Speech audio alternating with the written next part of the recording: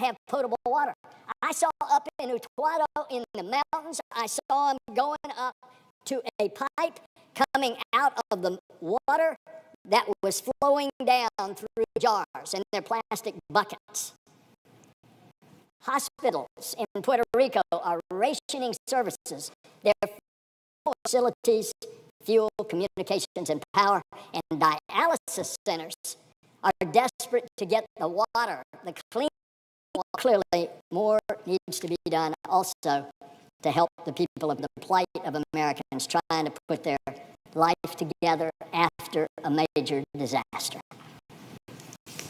And so we heard the senator from California making the plea about the wildfires. You've heard this senator make the plea for Florida, Puerto Rico, and the Virgin Islands. You've heard the Texas delegation make the plea for Texas. We all have to come together. Will be true to its promise that the additional aid, particularly for agriculture, will be put in the November emergency supplemental.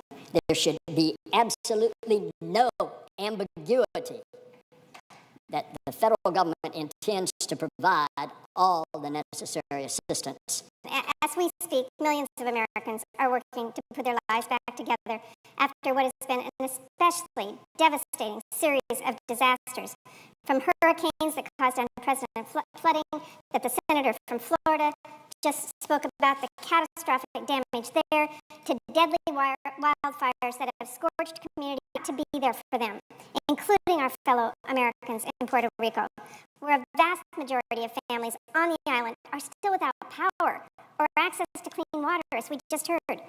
So I'm glad we will soon take up a relief package to send resources to help our neighbors in need, many of them who have lost everything, but rather a down payment on what we know will be a very long road to recovery for many devastated regions. But I challenge my colleagues to do one better.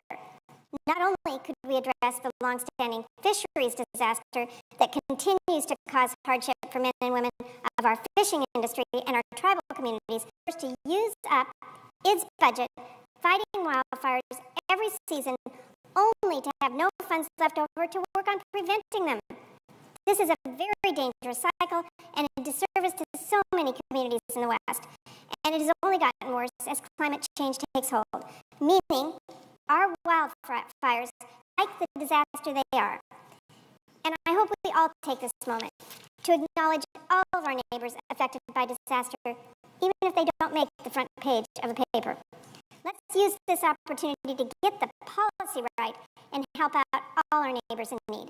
Thank you, Mr. President. I yield the floor.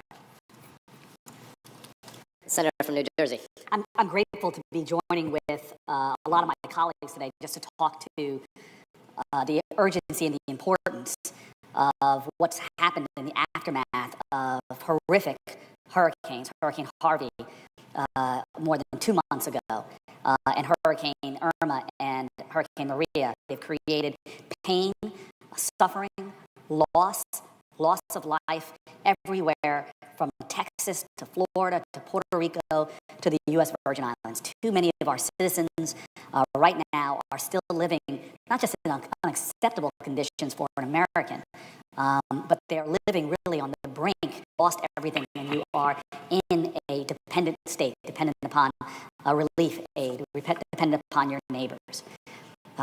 Right now, thousands of families have lost everything, and I believe they have yet to receive the kind of support they deserve from their government.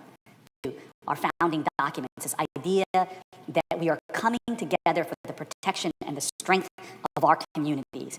And right now, we are not doing enough. And that is not the American way. I've seen it. I still remember during the storm